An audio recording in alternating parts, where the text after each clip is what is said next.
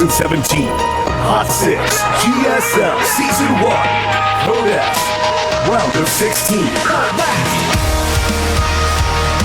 Welcome back to the GSL Code S. We are going into our second best of three. TY won handedly the first best of three versus Alive. Alive, of course, is not eliminated yet. He will be in our fourth best of three, where we will be taking out the first player, killing our first round of 16 Oratosis. Yes. And, you know, Alive, don't judge him too harshly by those games, guys. I think that, again, it's a hard matchup for him against TY stylistically speaking. So we'll see if he can do a bit better against the loser of this next match between ByuL and Stats. Now, ByuL definitely, I would put him top 3 Zerg in the world at the moment, in my opinion. Like, I think Dark is definitely the best, if you ask me. And then him and Sue are both in really good shape at the moment. But he was saying he's not really digging the new maps right now, having kind of a hard time with them. And he's up against kind of a monstrous player in Stats, who has been one of the world's best Protoss for quite some time. He continues to put out great results. You know, I think that Stats has a little bit of an edge here, to be honest. Here's how I'd put it. Stats has been one of the top Protosses for quite a while, but he's still steadily improving. We have a lot of Protosses that come up to the top, they get God status, but then they fall from grace. Stats is becoming so remarkably consistent, so stable as a Protoss player, by the way, with his own style. Which seems to work not just for him, but against anybody else he's up against. That Stats might just never be losing coming up here. This might even be his GSL. It is a possibility, because I definitely see what you're saying, where you're like, he just continues to improve, because his style overall is, generally speaking, solid macro style. He will mix up stuff, but when you think of Stats, you think of like, okay, he does the good builds, he does them well, he macros, the game can go long, and he's fine. And that type of player can continue to improve in great ways. So I feel like it could be good for him. Let's look at the maps. Newkirk Precinct, Whirlwind for ByuL, and then Abyssal Reef there at the end. Yeah, if we do get to that map, that'll be fun. Yeah, see these guys duke it out here. I would love to see us get there. Anyways, we can talk about Abyssal Reef if we get there. I have some opinions on this matchup. I'm actually predicting that Stats is going to win this 2-0. What about you? Yeah, I think it's 2-0, but if he doesn't win 2-0, I think it's definitely 2-1. I feel like Abyssal is definitely a map that Protoss can play on. All right, anyways, let's do it, Tasteless. It's time. Our second best of three is loaded up. Stats versus ByuL. The winner goes on to face off against TY in the winner's match in a fight to survive to the round of 8 of the GSL Code S. In the bottom right, in the blue, he is ByuL. Super strong Zerg at the moment, for sure. See how far he can get in this season. Did very well at IEM. In the bottom left, in the red, he is Splice Stats. Stats definitely in top form at the moment. Even took out Innovation at Lima League last night. In fact, I actually lost to Sue 1-2. I get to watch those games before I came in here today. And I mean, he's still playing very good PvZ overall. But he's not like an unbeatable Protoss at the moment. So we got Nexus first in the Gateway. Cool. Oh, I would have his Brood as well. I think that's good taste right there. Definitely. Well, I'm wondering how ByuL will do this season. I don't know if maybe I'm being a little bit biased towards the other players we have here, but I don't really have high hopes for ByuL. Yeah, well, do you know? He has to be able to beat Stats, I think. He has to be able to beat him. Because I look at this group and I'm like, I think that, you know, I'm kind of in love with TY. I kind of have the sickest crush on how good he is. Like, Sure. if you look at his play, the way that he tries to play this game, ever since Legacy of the Void came out, I'm just like, I think you're just the smartest Terran. I think that's all there is to it. Like, maybe a lot of people in the audience. From the Netherlands. We had somebody welcome. from Finland in here earlier, guys. Thanks for coming down. Yeah. But back to what I was saying, like, you know, maybe ByuL has better micro than TY, and maybe Innovation has better macro than TY. But TY, like, strategically, the way that he approaches Legacy of the Void, the way that he is just kind of on top of everything, I think no one really is there where he's at. So, I mean, I think that that's a really tough one. How does ByuL end up taking out TY?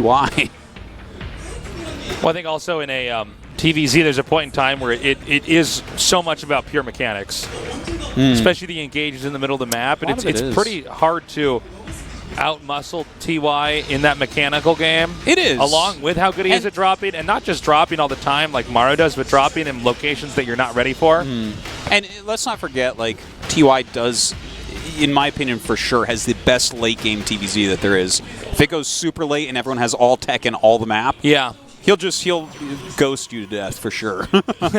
But anyways, I mean, that's remained to be seen who actually advances here. But taking a look at these builds, looks like it's going to be a DT drop type of play coming out of stats, but ByuL is going for a Baneling bust. So he might just kill him before he gets anything done. Basically, guys, the Baneling's bust, it doesn't matter if you're going DTs because the Baneling bust happens long before the DTs even really come into the game. So for all the ingenuity of what Stats is trying to do and how this may parlay in a late game, ByuL does not care about anything past, I would say, the 6-minute marker here in this game. And this is definitely one way to approach this, is just to go for something super aggressive. And with this important tech, by the way, at the wall here, these Lings are going to be able to take out everything that would help against fighting Banelings.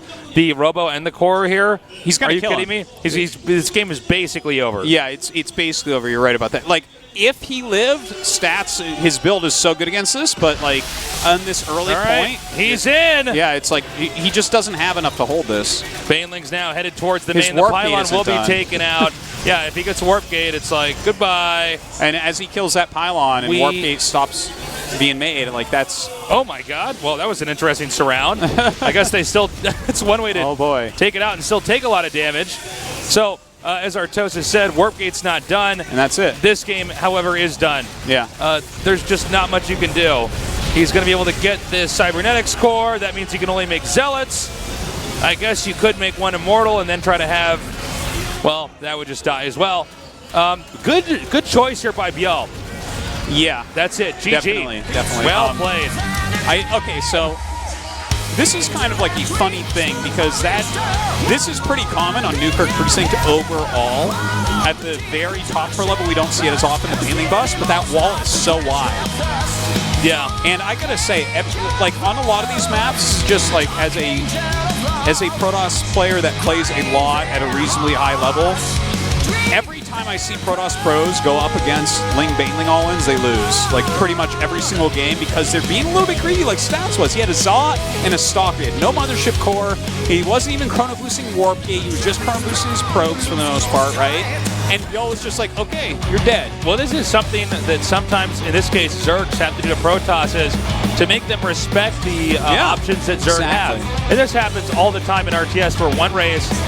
They get a little bit fancy-pantsy with their builds. And, you know, maybe people weren't attacking each other early, so you start to be like, I'm going to get a little bit of this and that.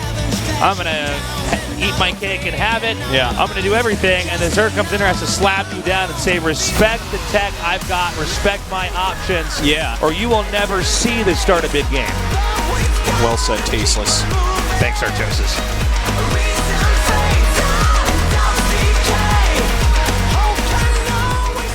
In the upper right, in the blue, he is ByuL.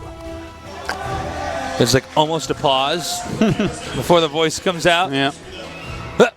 No, it's ByuL. Stand ByuL. Splice Stats. Splice Stats.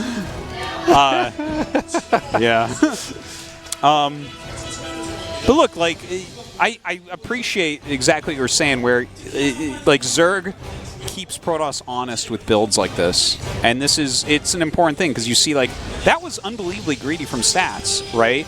Like, a Zealot, so he didn't have to waste gas and to hold the wall, and then a Stalker to try to prevent scouting of his strategy, as if a Robo in the wall-in doesn't tell you exactly what the hell you're up against. Well, I guess I would stop Overlords from dropping Lings in space, too, which is a real threat. But, I mean, it's kind of interesting just how greedy he was there against ByuL, who says he doesn't like the map pool right now.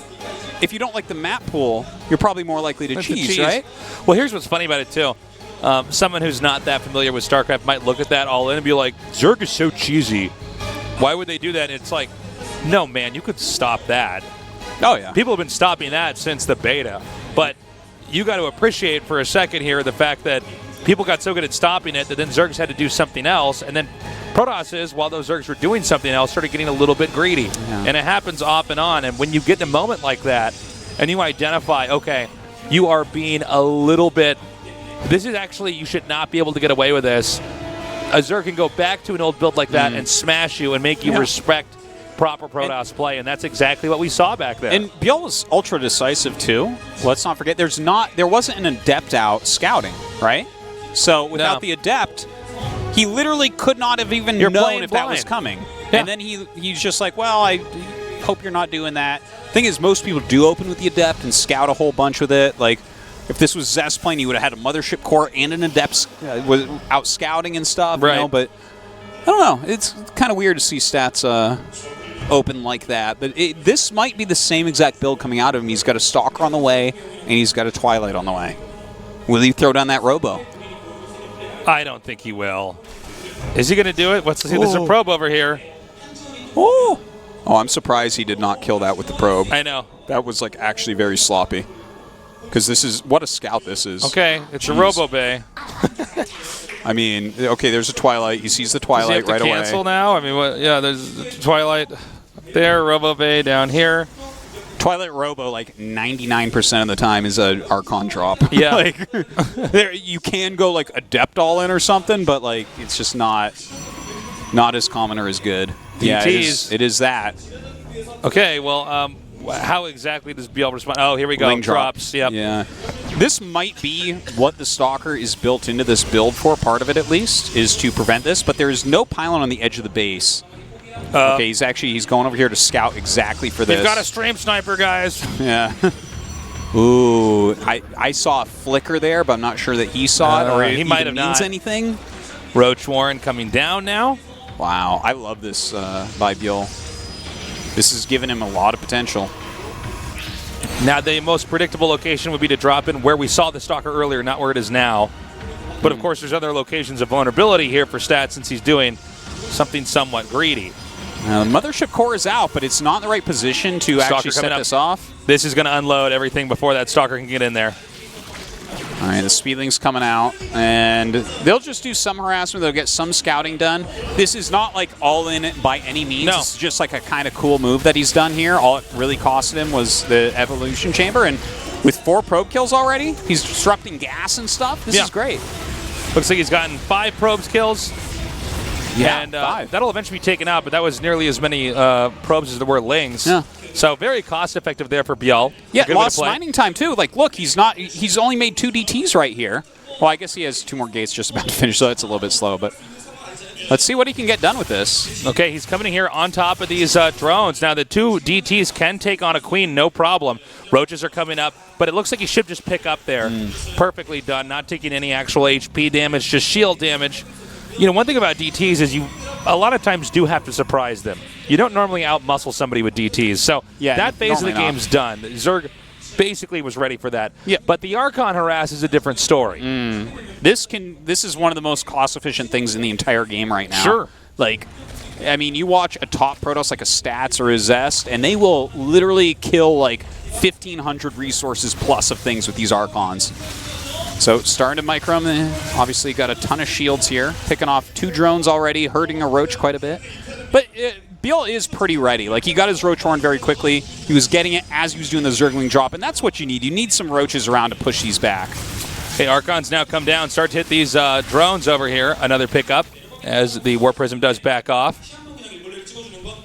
And this is tough. This is a phase. Once this Warp Prism's out, the Zerg kind of has to take a beating. Yeah. It's really how much can you withstand. And that's something I think Zerg players have gotten very good at, since that's been a part of the long and sometimes sad history of Zerg and StarCraft 2 is you do end up getting hammered pretty hard and have to just keep out-muscling them and keep growing in that process. Yeah.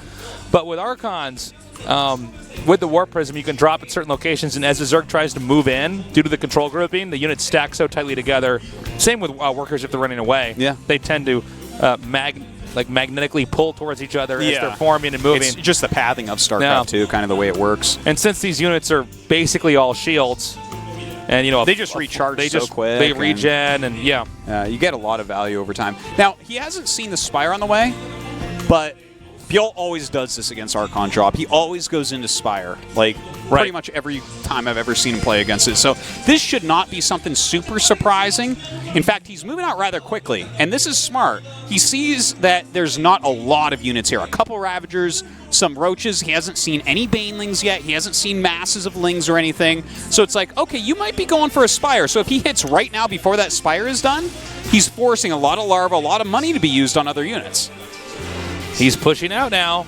Do we have the well, we don't have any mutas yet or anything like that activated. Finished. Okay, so it's done now, but he's not making anything of the sort just yet, perhaps due to that pressure. And this is a smart move here by Stats. As he comes out, that may have freaked out Zerg enough to not go into that tech because he might have lost as those units were in the eggs. Exactly. And that's definitely something Protoss have done throughout StarCraft. If you're making 5 mutas when he hits you with this instead of a few more Roaches and Lings. You lose your ground army or your hatchery, and then the mutas come out, and then you're like, well, these suck. Yeah, and then he warps in 5 Stalkers, go with his 2 Archons or something. It's just like, well, I guess you do nothing. But you know what? He played fine. ByuL just delayed his mutas a little bit. Now he's making them. He's getting his Baneling speed, and he's getting the Hydra Den for a transition. So really strong play here, counterplay by ByuL. And Stats is not really ready for this at the moment.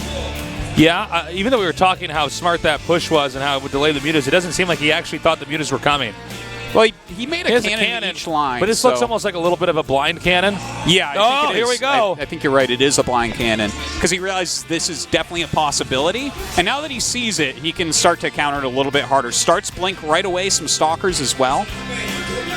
Yeah, he's going to come in here now. Now, this is pulling the majority of the army back here. There is a small strike force in the lower left quadrant of the map for ByuL, which may try to attack a location if the army's pulled out of that position.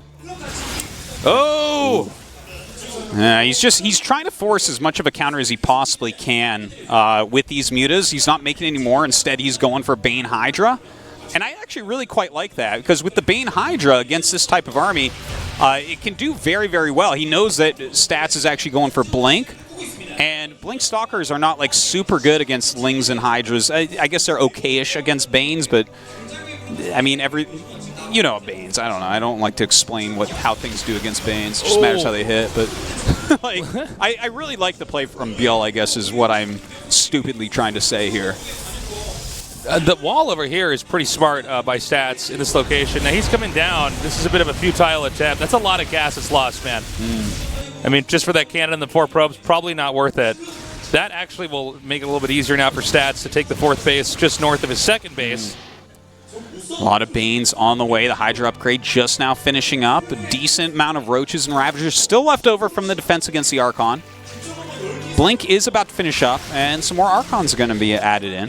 With Zerg maxed out, you do have to appreciate how quickly Protoss was able to keep up. It's 172 to 200 right now. Yeah. He's doing a very good job. Artosis was just saying Blink's almost done. His army is going to have the sophistication, especially with the Immortals over here, which he has a lot of. And look at how many Archons he has. This is really going to be important to soak up those Baneling hits. Some good force fields come down, but the Banelings start to connect a little bit. All the sentries already falling. The Immortals doing amazing work, though. Yep, some corrosive bile shots do go down with this many Immortals. And as long as Stats can keep warping in, something to soak up all the damage in the front so that the Immortals in the back can deal damage, this is going to be very, very tough to hold off against. Stats now pushing northbound, driving the mutas back out here. Stats will have a 4th base, which is a pretty big threat considering that ByuL is on 4 bases as well, with a 5th up here in the upper left that's being produced. Now, a lot of Lings and Hydras were made during this while he was pushing up the map. He doesn't have any sentries left over. It's mostly just Blink Stalkers, Immortals, and some Archons. So Definitely, like, you know, the force fields add such a layer of defense on the very first attack in from ByuL. So the next attacks from ByuL into this army should do a little bit better. The Lings and the Mutas coming down now. He's going to target down the Nexus, and there's no way to save that in time. It does go down, and he continues to run through. This was a really good play. Considering ByuL's in a bad position, this was really smart. And this is buying him a lot of time. The Lurker Den is almost done right now. And once he gets that Lurker Den up, he gets an army that it's a little bit hard to actually attack into with this. You know, to attack with ground forces into Lurkers is really tough, especially if Banelings are waiting for you to commit to attacking those Lurkers. Yeah. Okay, coming up now. That's a scary Protoss army. Oh my god. Yeah, well, I think this doesn't matter how it connects, you know. The Banelings are just not good against Immortals. No. At all. Nor are they good against Archons. Yeah.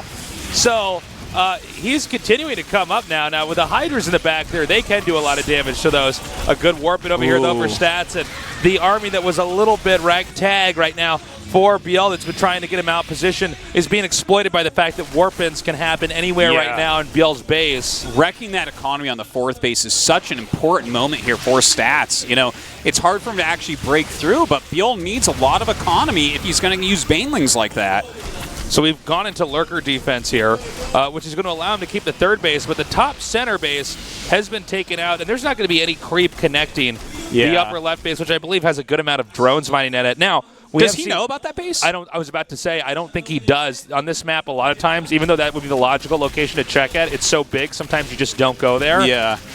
Unaware of either how ahead or behind you are, depending on your position. Yeah. Okay, well, the hatch is also still there. That's pretty important. Yeah, he has to like maneuver something over super there. low. He could send almost anything. He does have a prism, so I'm going to assume that will die at some point here. Right. But this base staying up is really important for ByuL right now. Thing is, the fourth base is finally going to get up for stats. It was a great pickoff from ByuL earlier on. Yeah, he definitely bought enough time there. We've got shields now. Storm also coming along with Stargates. Now, when you go into the DT play, you can't actually hold a long period. You're basically, you know, covering yourself up entirely. Hold up, is he? Okay, he sees this, and they're, well, I guess with the DTs and the Banelings, let's see how these actually connect onto that. Yeah, he's going to have to respect that. Yeah, a few Mutas coming out as well to just chase down the Warp Prism, so that's pretty nice. Gonna help him to keep that base alive for a bit. Problem is that if Protoss does actually push over to that upper left base, the drones basically can't run away, assuming the huge ground army actually gets over there. He's going to have to try to avoid these Lurkers, which is easier said than done. Then again, it's also no easy task for the Zerg to get these in the right spot. Yeah, like to force an engagement is very tough for him right now. Greater Spire is on the way, so I mean, those are the ultimate siege units we all have coming up here for ByuL, already having Lurkers out and going into the Greater Spire. But there are some Stargates. I saw him at least a Stargate, so he's kind of cognizant of the fact that very likely he's going to need some Tempest. Archons are now finishing it up in... Oh, hold on a second. He's going to come back over here. Okay, that's a smart move. ByuL, you know, he's not in the greatest position, although, well, I guess he wasn't earlier. He's in a pretty decent one now. As you know, right now, Stats has to regroup and try to make a very sophisticated army that can basically fight head-to-head against the Zerg army while still having enough defense at home to stop attacks. Like the one, oh my God, like the one we saw just there. But yeah, ByuL has done a very commendable job considering. Yeah. He's not winning this just yet. He's going to have to stabilize probably the top center base and start to finish up his tech. He might have a moment here where he can actually, like, kill this fourth base. Because I think you're right. The Fleet Beacon is just now finishing up, and we have Broodlords about to finish. So if you, like, that is an army you just have to walk around. He doesn't have an army equipped to take out, like, Lurker, Ling, Bane, Broodlord. There's also another scenario that might come up here, which is that Zerg does push the Protoss' fourth base.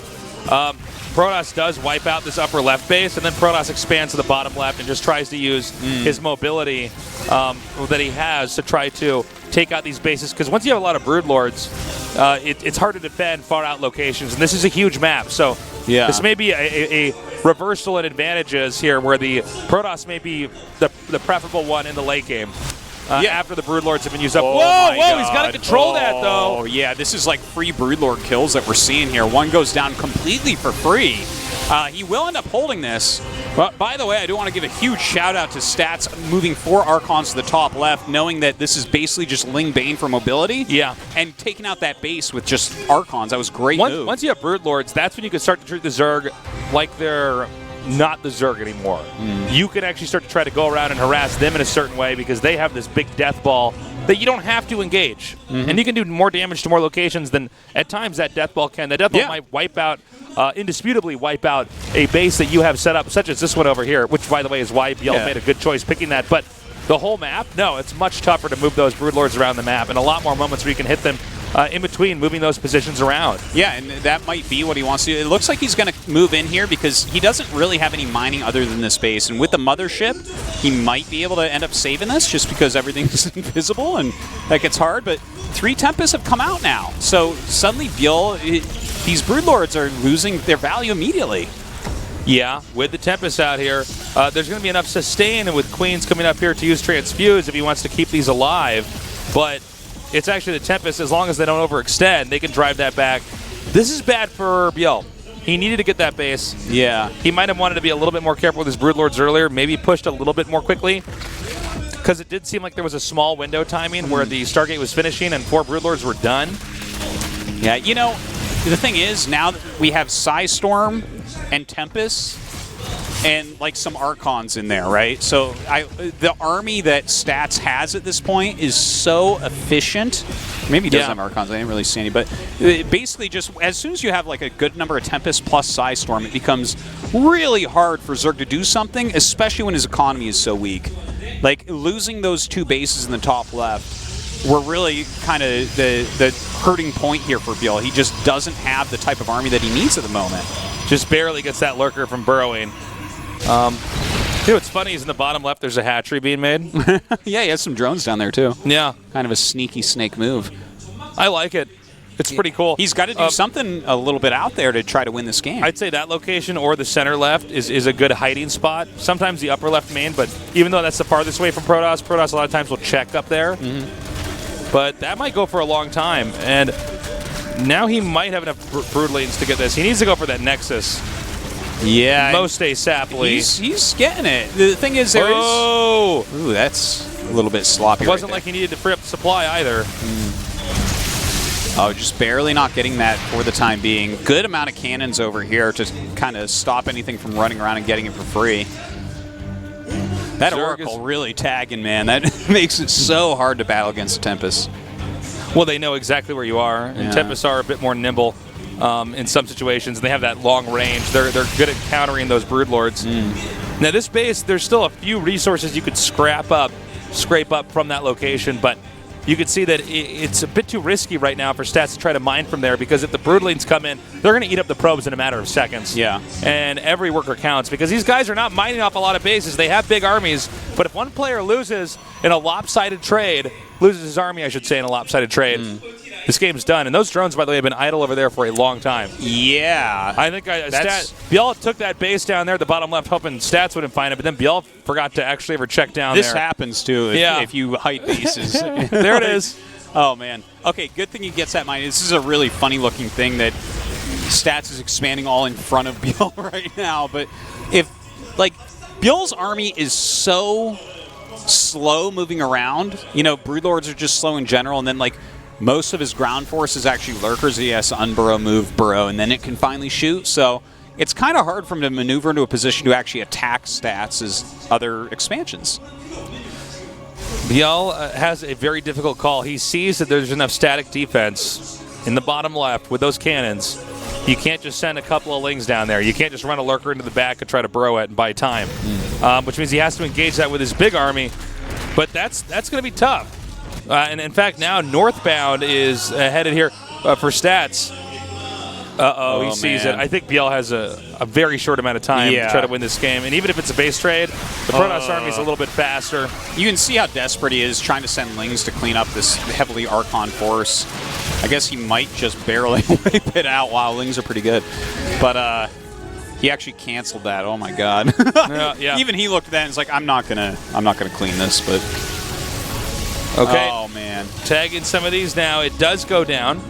Well, he gets the Oracle after spending massive amounts of spells. Just another one started immediately here for Stats, who continues to make Void Rays. Getting really the core here, getting the core is pretty huge. Oh, nice storms there on those Banelings. Those are not going to be connecting easily anytime soon here.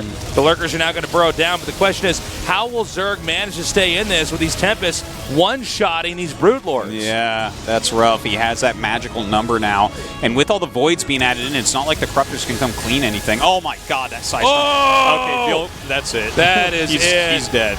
Goodbye. Oh my god. Just brutal. Damn. Yeah, he can pull that over there all he wants. It doesn't matter. Nothing's going to be able to hit those air units anymore. And GG, we're going now into game number 3. Stats, a very impressive showing. I do like how ByuL handled that when he was not in a good position. Yeah. But Stats had an answer to it. Yeah, I liked almost everything ByuL did there. I think that he played very smartly in a lot of ways, but the fact that Stats got those 4 Zealots into his 4th base, that was a killer, man, because he was trying to defend elsewhere. He wasn't really connected enough to get up to that 4th base to defend it. Very, very tough stuff there for ByuL to deal with, and Stats just showing his power as a long game macro player. And the power of Protoss with a comp like that. When you get Storm and Tempest, as long as you take it slow, Zerg has such a tough time breaking that army. Let's not forget the winner of this series faces off against TY. The loser goes up against Alive. Neither of those two players are individuals you can take very lightly. No, certainly. However, you want every chance possible to try to get into that round of 8. I think both these guys have made great games against TY. Let's see. Does ByuL go for a Baneling bust, or does he play something more traditional? And has Stats made all the proper adjustments to take on a diverse player like ByuL in game number 3?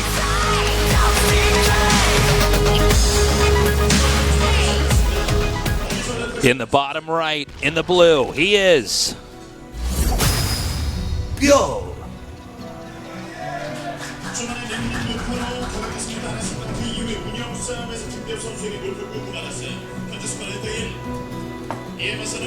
in the upper left, in the red. Splice Stats. All right. So Abyssal Reef, beautiful map. It's really, just look at it. It's really cool, but the way that it's shaped and all, the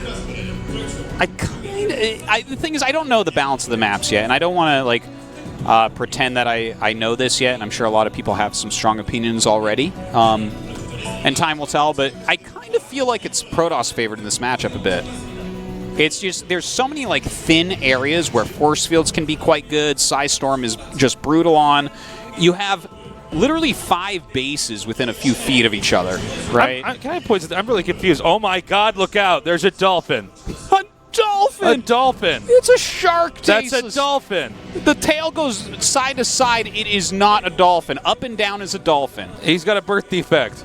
So I want to point out this map is made to look like we're underwater because you have fish swimming around. Yeah. There's dolphins, or as Arctos would say, it's a shark, moving around in the water. However, there's somehow snow on the ground. So Arctos has explained to me, how does it snow underwater? You joking? If it's cold enough, water turns into snow. Do you even know anything about biology? It just snows right down from the top of the water to the bottom. Yeah. Jeez, wow. Tasteless. Maybe that's sand. I don't know. It's pretty cool though. When is it? Oh yeah, I guess it could be sand. It could be sand. Yeah. Well, now I feel really dumb.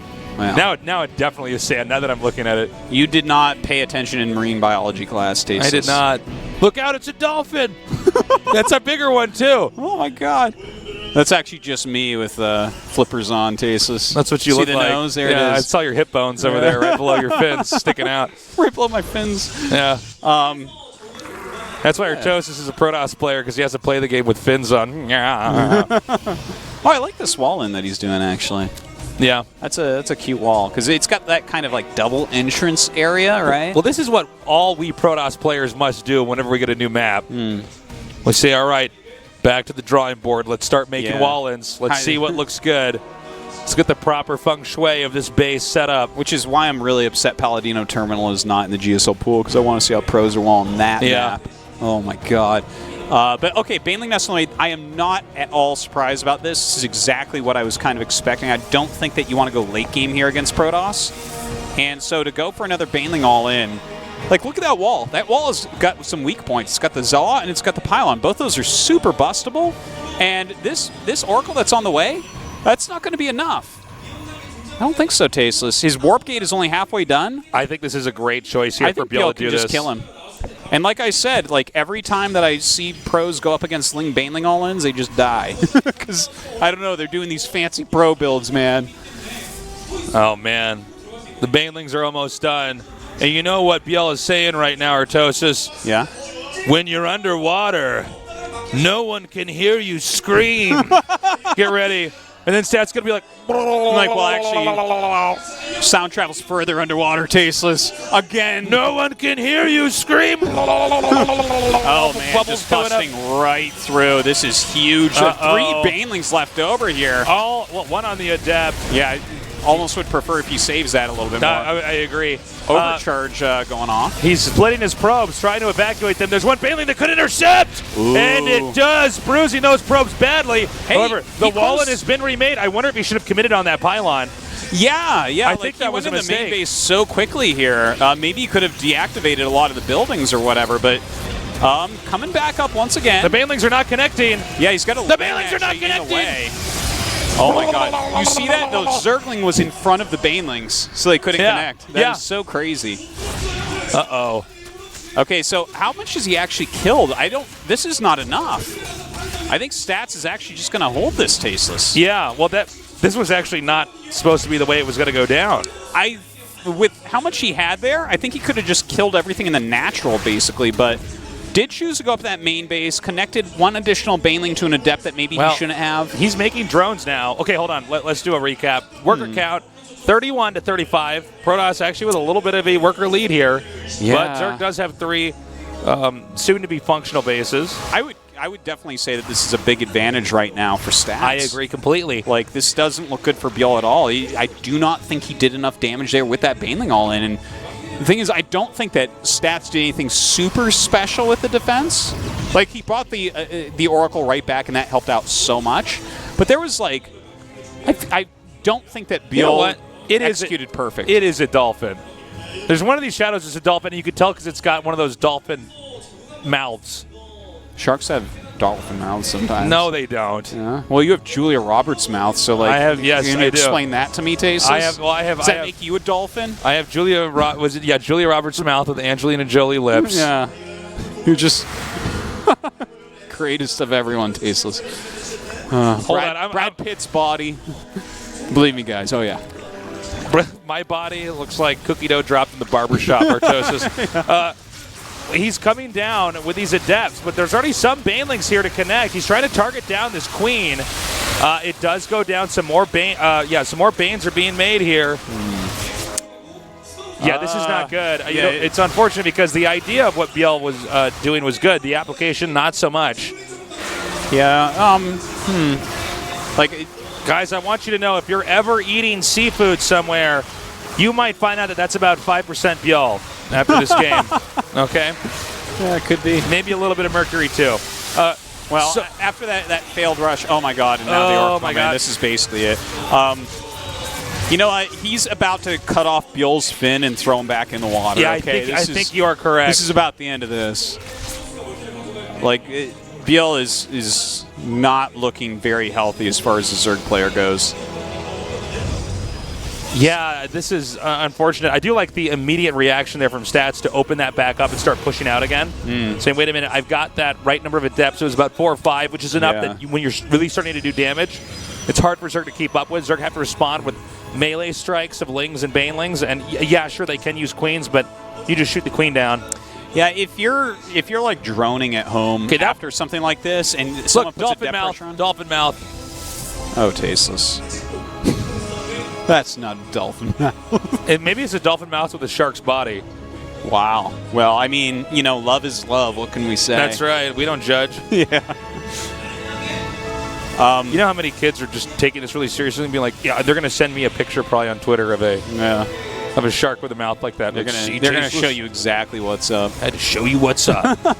The unit comp that ByuL is going for now is probably going to be a Baneling Hydra, which it's not like a bad idea to go for. If you get some good Baneling hits, maybe you can end up winning. But there is already a Templar Archives out. Ooh, this is kind of cute. He that was keeps a cute throwing stun. down stasis wards. Yeah. Well, he knows that Zerg's economy is a little bit gimped, so you might as well slow it down a little bit more. Oh, look at that. Oh, that was denied. Yeah. Pylon going up right there. Lings are still running around trying to see if they can find some damage. But with that Templar Archives already out, like, he's getting plenty of Archons. He's going into charge as well, and I'm sure he'll start Storm relatively soon. And, like, Storm Archon charge Zealot is quite good against this type of comp. There might be a little window in here for ByuL, though, where he can get something done. Well, sometimes if you get enough Hydras, it doesn't matter as much the position. The Protoss relies on a lot of the positioning the Protoss sets up for us to try to deny melee strikers, and then Roaches, which are not melee strikers, but their range is short enough where like you Archons can follow will the same premise. Yeah, like Hydras will do well against Archons, and if you can clear the Archons, you can definitely get a lot done. Your death was not in vain. What death? Oh, hold on. Okay, force fields come down, and he's already got Zerg in a bad spot. The Banelings are going to finish here, but it looks like he can actually hit those with the Archons over the Stasises, and that's going to be it. GG! Stats wins that best of 3 and will go off to face against TY in the winner's match. Yeah, kind of holding one Baneling all in, dying to the other, and crushing in the macro game. I think ByuL played pretty well overall, but I agree. I do think that he messed up on that Baneling all in on this third game. I think he could have won that. Yeah, I think he had to target down the pylon. Yeah, and yeah. I think the real solution if you stay at the wall, it can't re-wall, which means all your reinforcements get in, right? Think about it like this. You are doing that attack on that map specifically because the wall they're trying to set up, it is weak. Yeah. It is vulnerable. Yeah. So you know you can get in there. He does get in there with the Baneling bust, but then he gets excited, goes into the main. I think you just make sure that wall doesn't get up. At least wait until the next wave of Lings comes in. Take out that pylon, close out the game. Anyways, we're going to go to a short break. When we come back, the winner's match in day 1 of the round of 16 in the GSL Code S.